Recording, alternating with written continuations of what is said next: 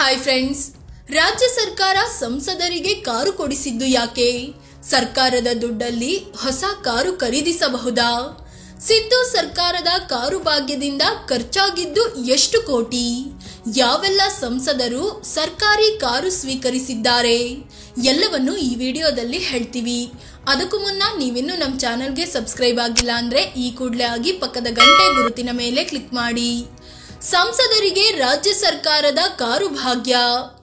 ರಾಜ್ಯದ ಒಟ್ಟು 26 ಮಂದಿ ಸಂಸದರಿಗೆ ಸಿದ್ದರಾಮಯ್ಯ ಸರ್ಕಾರದ ಕಡೆಯಿಂದ ಹೊಸ ಕಾರುಗಳನ್ನು ಖರೀದಿಸಲಾಗಿದೆ. ಸಾಮಾನ್ಯವಾಗಿ ರಾಜ್ಯದ ಸಂಸದರಿಗೆ ರಾಜ್ಯ ಸರ್ಕಾರವೇ ಕಾರುಗಳನ್ನು ಖರೀದಿಸಿ ಕೊಡುತ್ತೆ.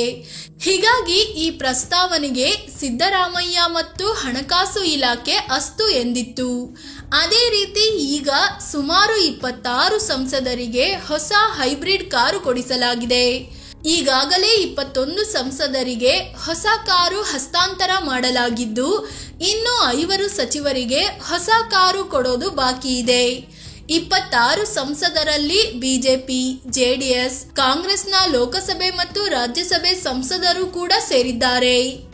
ಹಳೆ ಕಾರುಗಳನ್ನು ಬದಲಿಸ್ತಿರೋದ್ಯಾಕೆ? ಸಂಸದರು ಈಗೇನ್ ನಡ್ಕೊಂಡು ಓಡಾಡ್ತಿದ್ದಾರಾ? ಅವರ ಬಳಿ ಈಗಲೂ ಕಾರು ಇವೆಯಲ್ಲ ಅನ್ನೋ ಪ್ರಶ್ನೆ ಮೂಡುತ್ತೆ. ಅದಕ್ಕೆ ಕಾರಣ ಈಗ ಇರೋ ಕಾರುಗಳು ಹಳೆಯದ್ದಾಗಿವೆಯಂತೆ. ಅಧಿಕಾರಿಗಳು ಹೇಳೋ ಪ್ರಕಾರ ಈಗ ಇರೋ ಕಾರುಗಳು ಲಕ್ಷಾಂತರ ಕಿಲೋಮೀಟರ್ ಓಡಿವೆ. ಹೀಗಾಗಿ ಅವುಗಳು ಬಳಕೆಗೆ ಲಾಯಕ್ಕಿಲ್ಲ, ಕಷ್ಟವಾಗ್ತಿದೆಯಂತೆ. Karnataka transparency in public procurement act 1999 ಪ್ರಕಾರ ಹೊಸ ಕಾರುಗಳನ್ನು ತಗೊಳ್ಳಲು ರೂಲ್ಸ್ ಇದೆ. ಅದೇನಂದ್ರೆ, ಒಂದು ಕಾರು 1 ಲಕ್ಷಕ್ಕಿಂತ ಹೆಚ್ಚು ಕಿಲೋಮೀಟರ್ ಓಡಿರ್ಬೇಕು ಅಥವಾ ವಾಹನ ಖರೀದಿಸಿ 3 ವರ್ಷ ದಾಟಿರ್ಬೇಕು.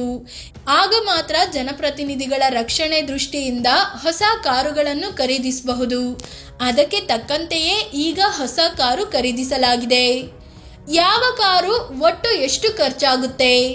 ಸಂಸದರಿಗೆ ನೀಡಿರೋ ಕಾರು ಹೈಬ್ರಿಡ್ ಆಗಿದ್ದು ಎಲ್ಲಾ ರೀತಿಯ ಆಧುನಿಕ ಸೌಲಭ್ಯಗಳು ಇದರಲ್ಲಿವೆ. ಟೊಯೋಟಾ ಕಂಪನಿಯ ಇನೋವಾ ಕ್ರಿಸ್ಟಾ ಕಾರು ಇದಾಗಿದ್ದು, ಒಂದು ಕಾರಿನ ಬೆಲೆ 30 ಲಕ್ಷ ರೂಪಾಯಿಯಷ್ಟಿದೆ.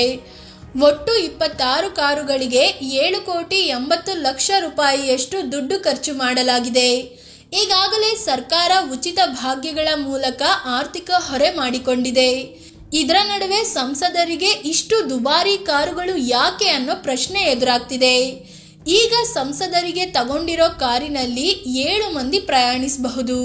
ಸಚಿವರು ತಮ್ಮ PA ಅಧಿಕಾರಿಗಳೊಂದಿಗೆ ಪ್ರಯಾಣಿಸಲು 5 ಸೀಟ್ನ ಕಾರು ಸಾಕು. ಆದ್ರೆ 7 ಸೀಟಿನ ಕಾರಿನ ಅಗತ್ಯ ಏನಿದೆ? ಈ ಪ್ರಶ್ನೆಗಳಿಗೆ ಸರ್ಕಾರವೇ ಉತ್ತರಿಸಬೇಕಿದೆ. ಹೊಸ ಕಾರು ಪಡೆದ ಸಂಸದರು ಯಾರು? ದುಬಾರಿ ಕಾರು ಪಡೆದ ಸಂಸದರು ಬಡವರೇನೂ ಅಲ್ಲ.